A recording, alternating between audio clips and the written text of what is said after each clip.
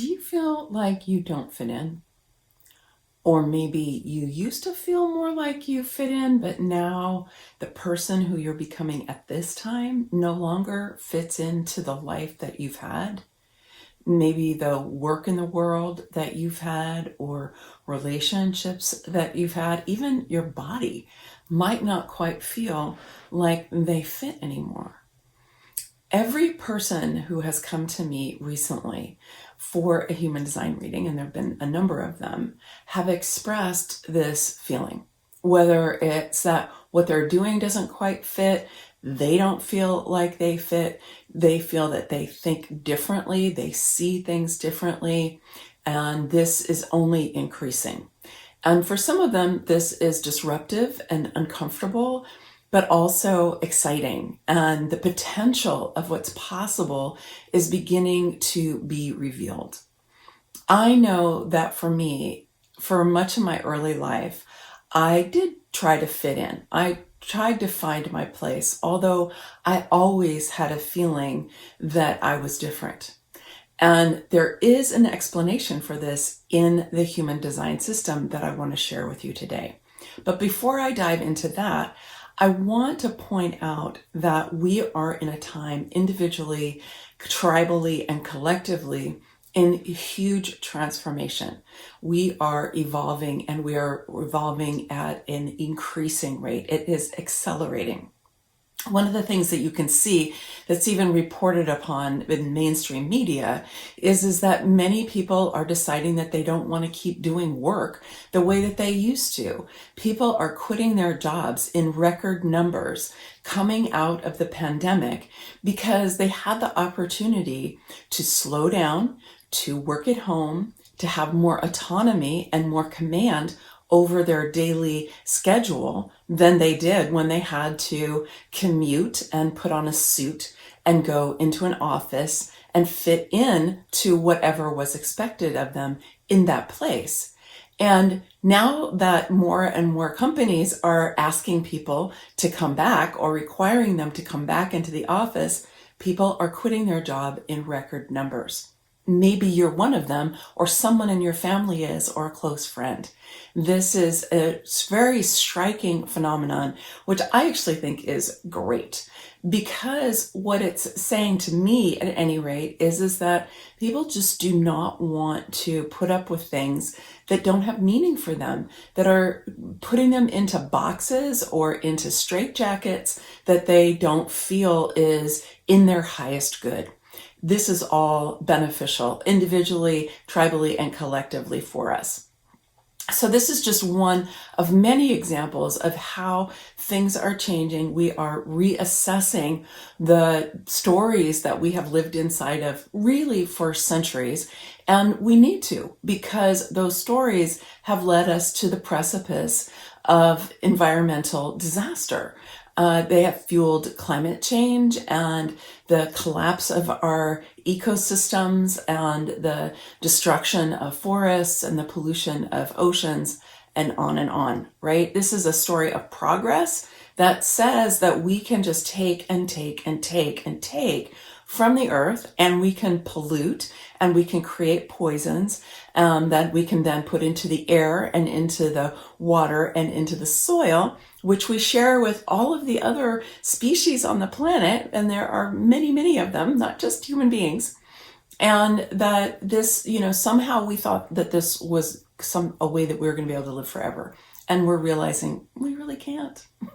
We really can't. So the story that really fueled that, this story of progress, back when I was in graduate school, we used to call this the teleological development of Western culture, right? This idea that it's kind of linear. Every epoch is improving on the previous one, and we're progressing, and we're expanding, and we're not paying attention to the impact of what we've been doing on the natural world. So I think that we are awakening to this, and that we really have to, for ourselves, for our children, for our grandchildren, for all the other species on the planet, if we want the planet to survive with us on it. And so this is, as I said, it's disruptive, it's unsettling, it can be frightening, but it can also be tremendously exciting with huge opportunities arising and huge potential. So when we look at this from a human design perspective, there's a couple of different avenues I want to go here. One is to remind you that all of us have all of the human design chart available to us. We all have experienced all of the energies of the chart many, many times throughout our lives. What differs is the parts of our chart that are colored in, that we call defined, and the parts of our chart that are white, that we call open. And we experience these energies differently if they're colored in or if they're white. If they're colored in, then we have ongoing, ready, reliable access and a consistent, even fixed way of experiencing those energies. And if they're white, we experience it variably depending on our environment, the people we grew up around, the people we're currently around, and the conditioning that we've taken in and kind of hold on to and keep imprinted in the places that are white in our chart. We can look to structures in the human design system to help us during this time of great transition, great transformation, great evolution, to help us to know and to support us to be able to move along this pathway, which I see as a spiraling pathway rather than this teleological progression that is linear. It's a very spiraling path that we are on that is connected to the spiraling nature of the natural world and our relationship on planet Earth to both the planets and to our own star at the center of our solar system. As I take you through this journey today, in part, I will be speaking to what is available and true for all of us, because as I said, the entire human design chart is available to us. But it's also going to have to do with your particular definition, the parts of your chart that are colored in. So as I go through my remarks today, remember, just because you don't have something colored in your chart and it's white, it doesn't mean that you don't have it and you haven't experienced it. And also remember, if you've been watching my transit reports, that we go through all of the gates. The sun and the earth go through all of the gates through the course of a single year. And just in that way, you get to experience all of the energies. I'm going to go back to this part about not fitting in. And in order to do that, I want to share with you about circuitry in the human design chart. I'm going to focus in one particular area today. This is an advanced topic that I know I didn't get to until I was at level 3 in my professional training. And it took us a whole year to get through all of the channels and all of the circuits and to really, and the gates, and to really, hone our understanding of this.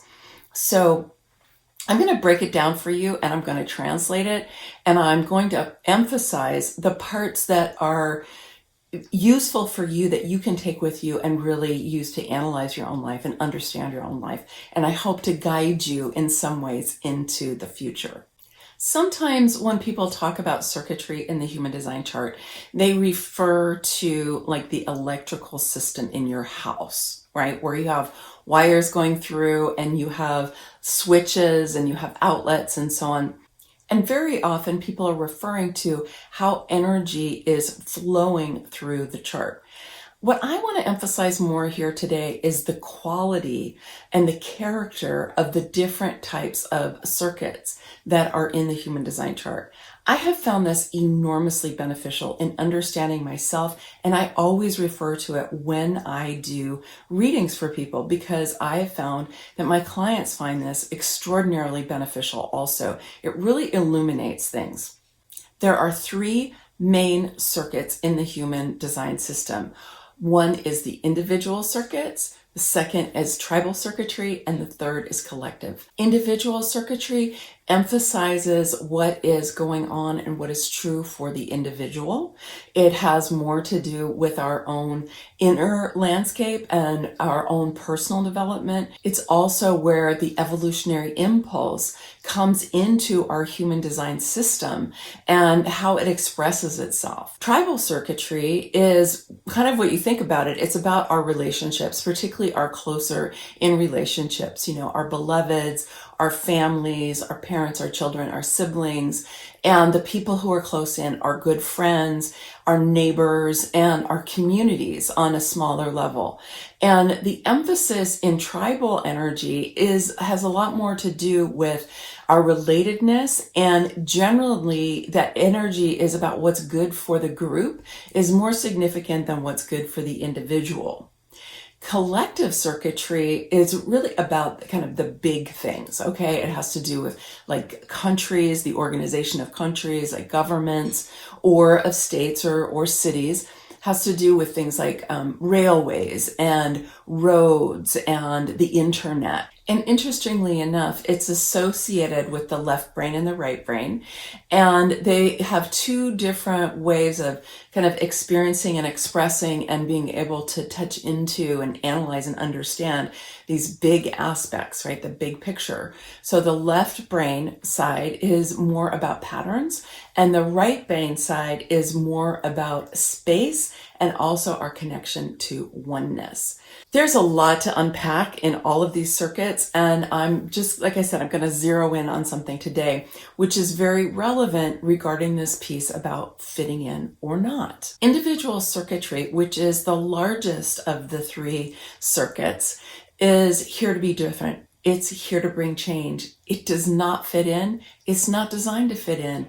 It's designed to be a conduit for breakthrough ideas. It's here to download and receive and express divine inspiration, new ideas, new perspectives, to create new forms. This is why it's all about the evolutionary impulse. Fortunately, it's not that concerned about fitting in, although I can say, as someone who has primarily individual circuitry by a lot, that fitting in or not fitting in has been a theme for me in my life. And I know earlier in my life, it was something that I desired. I wanted to find a way to fit in. I didn't fit in because of my particular life circumstances. In one way, I was a white kid growing up in a black neighborhood, and I was a minority until I left home when I was 16. And so I didn't really fit into my school in certain ways or into my neighborhood. In my teenage years, it became more appealing to me to try to fit in. And then when I went to college and when I went to graduate school, and I did find ways in which I fit in. I found ways in which I attracted and was attracted to peers who were also different in their own ways. I think probably a lot of them had individual circuitry too. And so I did find how that worked. But when I did go to graduate school and I became a professor, I realized, some years into this, right? I mean, I spent 8 years in graduate school and 5 years as a professor. And so I dedicated the first section of my adult life into developing this profession. And I grew up in an academic family. My dad was a professor. My grandfather was a professor. My uncle was a professor. It was just something was the air that I breathed, right? But there came a point at which I realized that even though I loved it and I was good at it, I didn't fit in. And I kept doing research inside of the academy that was so different from what other people were doing. And I felt that I was going to have to clip my wings in order to be able to get tenure, in order to have a career. And I just didn't want to do it. So eventually I left. When I discovered human design almost 20 years later, I was like, aha, I always knew I was different. I always knew I was a mutant because individual circuitry is mutative. And in that way, it is what's bringing through the possibilities for the future. And part of the process, if you will, is for us to be discerning which of these new ideas and which of these new forms and new perspectives are actually beneficial to us. Often when clients come to me and they have a predominance of individual circuitry, I seem to attract people who have this, which isn't surprising, really. One of my big jobs is to reassure them that they are actually not here to fit in. And if they don't feel like they do, then that's okay. And really, it's more important for them to make their peace with being different and then to turn inside rather than looking outside for where do I fit, is to turn inside to ask the question, what is mine to provide? What is my unique purpose? What is my unique contribution? What is the particular quality and the character of my own energy and of my own gifts and talents and of the things that appeal to me, the things that I'm drawn to, the different ways that I think about things, and to emphasize them rather than trying to diminish them or hide them or reject them, to actually make them the forefront of your experience in your life and to emphasize them. Very often, people who have this kind of energy are not going to be happy working for other people. They're not going to be happy, certainly in any kind of a company that is trying to get them to adhere to standards of behavior that are not in alignment with their values and don't allow them to express themselves. You know, we think about like Apple, okay, and this idea that Steve Jobs popularized, right, of think different. He got to think different and he created a company around that idea that has been thinking differently ever since. But most of us working inside of companies, I know when I was in the academy, I actually haven't ever had corporate work, but when I was in the academy, it was an odd paradox because on the one hand, as an academic, you are supposed to have your own research and come up with your own ideas, but you also really have a lot of things you have to fit into. And I think that that is probably true in a lot of companies. And it's also true in a lot of families. It's also true in a lot of communities. We are really needing to, and we are transforming pretty dramatically at this time. So let me just show you some images here that will help you be able to tell if you have individual circuitry and what some of the sub-circuits are and what they mean. This one here is an image of all of the channels that are part of individual circuitry. The knowing circuit, which if you've been listening to my transit reports, you've heard me talk about the knowing circuit a lot. The knowing circuit is the biggest sub-circuit in the human design system. And the knowing circuit has been renamed as the Gnostic circuit, which is a kind of a deep mystical form of knowing. In the knowing circuit, you just know things. You didn't learn it anywhere. You didn't read it in a book. You didn't take a class on it. Nobody told you. You just know things. And this is a very powerful superpower. It's a very profound form of intuition. And it's troubling for a lot of people because they know things, but they can't prove it. They can't point to any research about it. They can't replicate it. They can't say, oh, well, yeah, I learned it from this expert. They can't do any of those things. And yet they know things. They often know things about the people in their lives. I know for me, it's a huge ally when I'm working with my clients because I'm able to tune in on how do I want to call it? It's not subconscious, but it's an intuitive way that creates words. So it is verbal, but I couldn't explain to you how I knew it. I just know it. The other thing that comes in when you have the knowing circuit, a lot of it defined in your chart, is that you receive downloads. You receive fully formed ideas that you can then write down and formulate. And I had one client came to me for a reading a few months ago, and I asked her about this because I said, you have a lot of this circuit, do you get downloads? And she said, I do. And I'm like, well, what do you do with them? And she said, well, I write them down in my journal. I'm like, okay. And then what? She goes, yeah, usually I just forget about them.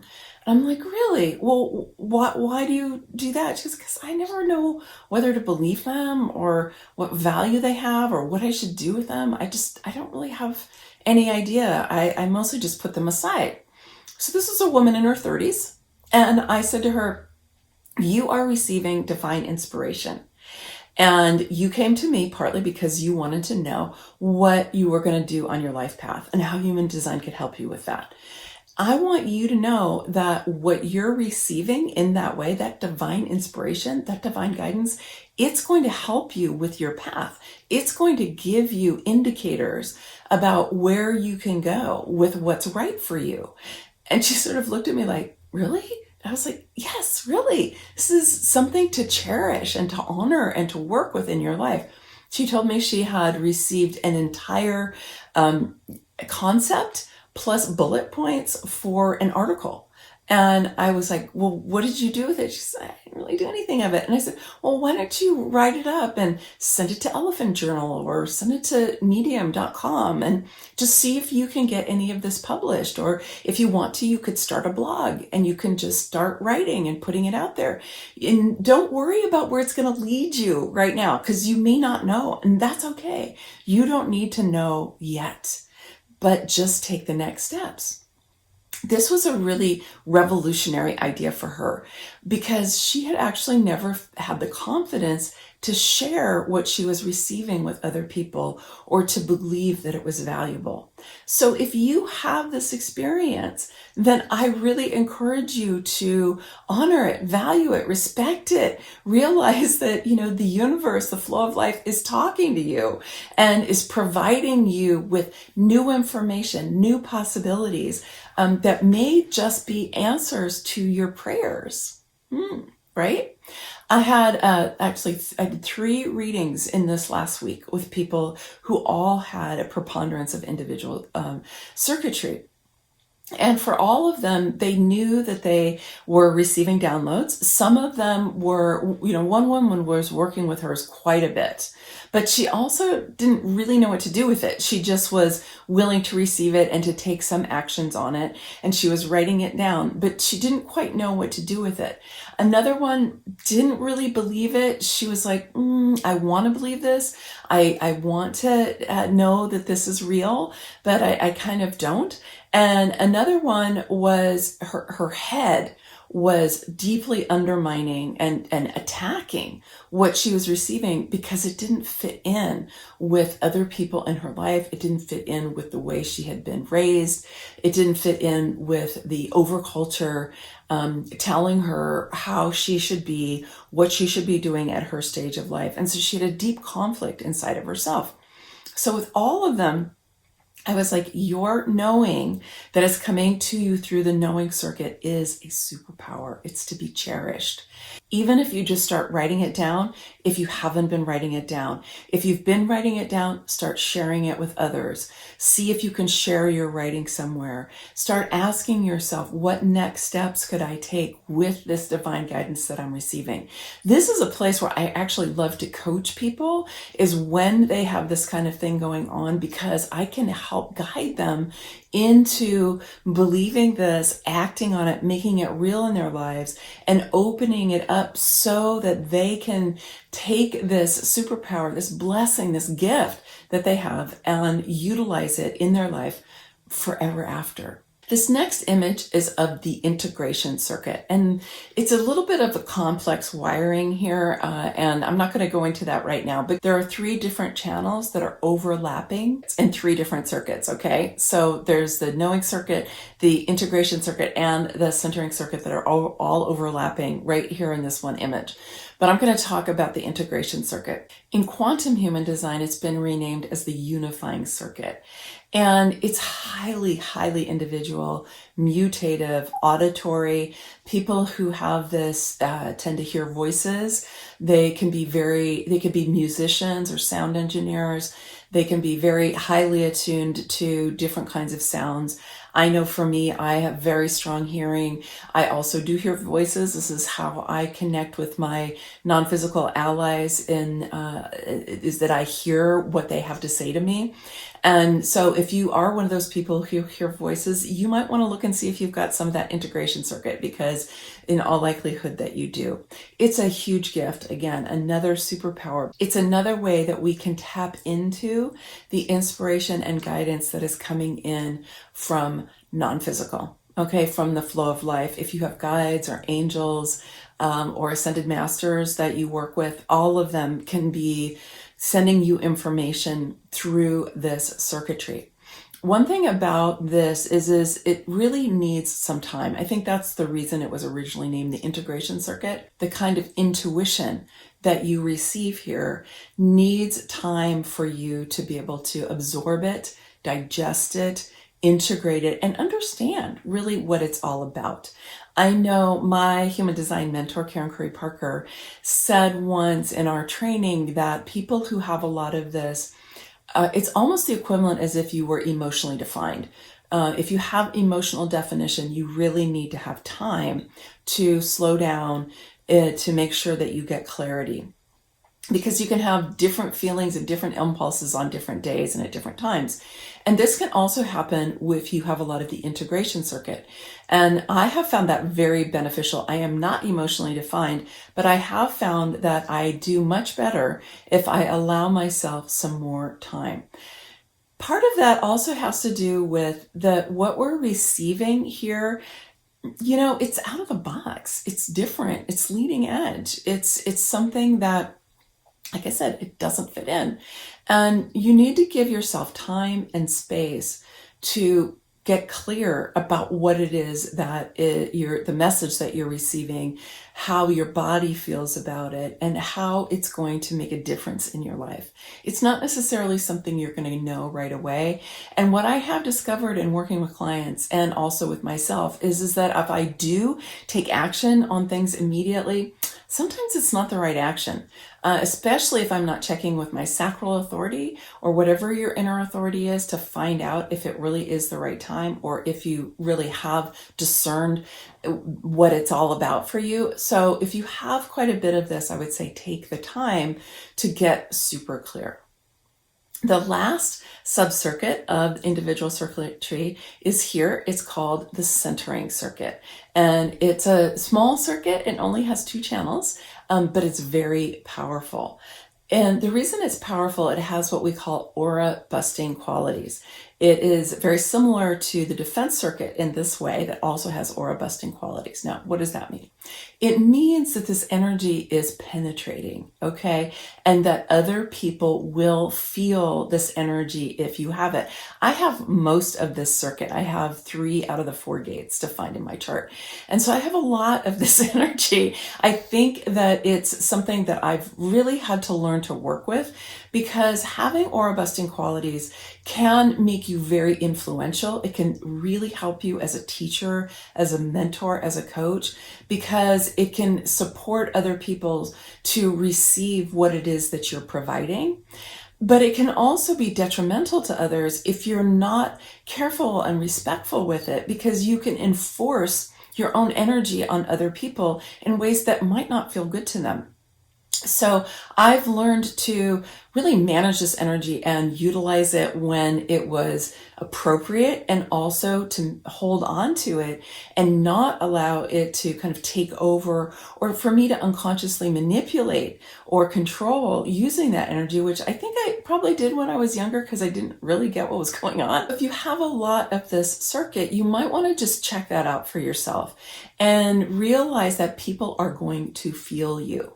They're going to be influenced by you. And that gives you a tremendous power. And with that power comes responsibility for you to be making sure that you are being appropriate with that energy. Another thing about the centering circuit is that it is nonverbal. It doesn't go to the throat. And it's very much about kind of fueling the identity. It's connecting the sacral to the G center, which is the center for identity. Sacral is the most powerful engine in the chart.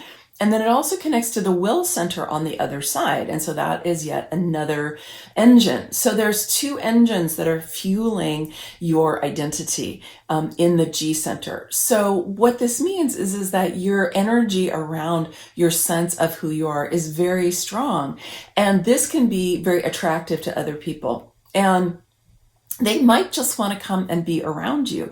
Like I said, this can be good for teachers or mentors or coaches, because it is appealing to people. They do kind of want to come and be around your energy, and they want to get a sense of who you are. Like who you are can feel good to them, and it can also help them have a little bit more sense of who they are, especially for people who have an open G center, because they'll be picking up the power of that energy from you, and it can help them to get more connected to that energy for themselves. One last piece here about the centering circuit, and there's a lot more I could say, but just one more piece for today, is that the channel that goes from the will center over on the right hand side to the G center, the 2551, in traditional human design is known as initiation, and I think of it as the shaman priestess channel. And in quantum human design, it's the channel of higher purpose. This is a very powerful channel, and it has to do with our ability to initiate ourselves individually, but also with others into higher purpose, into higher consciousness. This is obviously the work of the priestess and of the shaman, and it is about our ability to elevate ourselves through what in traditional human design is called the gate of shock, but we can also call it the gate of initiation in quantum human design, and knowing that this is here to support our evolution. So there's a very strong evolutionary impulse in this channel and in the centering circuit. My suggestion is that you get your own chart and you take a look at what you might have that is defined or colored in your chart that's related to these three subcircuits of individual circuitry, and see how much of it that you have. And this is particularly the case if you do have a tendency to feel that you don't fit in, that you think different, that people don't understand you, and if you have pain around that, because I think all of us have. We do have a deep desire for belonging, and I want to reassure you that belonging is something that you can create for yourself without trying to make yourself fit into structures and institutions and families and communities that aren't right for you. You can still have a deep sense of belonging, of course, to spirit, but belonging to the natural world, but also belonging to yourself, a deep sense of yourself and your purpose when you learn how to embrace and appreciate your own individual circuitry. Now, if you don't have a lot of this defined in your chart, and you are someone who is committed to the evolution of humanity, you can access these energies. You can practice them by learning about them. You can also look for them in the charts of other people in your life, people that you know who maybe think different and who don't fit in. You can go and run their charts, see what they have, see how you feel when you're around them. I want you to know that all of these energies are available to everyone, and you will have experienced them many times. But if you don't have them colored in your chart, you'll have to work a bit harder in order to get the feeling of what they're like so that you can draw on them when you need them. I will be back with more about circuitry in human design. I want you to know for right now, though, if you have individual circuitry, you are here to be different. You're here to bring change. You are here on the leading edge of consciousness. You are here to bring in new forms that we so desperately need here on planet Earth.